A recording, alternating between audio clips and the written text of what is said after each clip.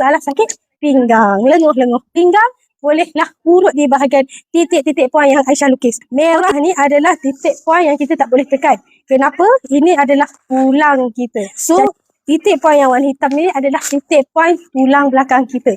Jadi, urut di bahagian sini untuk bantu masalah yang lenguh-lenguh pinggang. Okey, jom. Aisyah ajarkan macam mana cara untuk kita gunakan kita punya telunjuk jari dan tekan and then turun.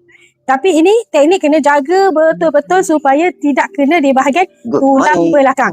Jadi cara yang kedua, urutan bahagian setiap sendi-sendi jari ini kita guna dan tekan.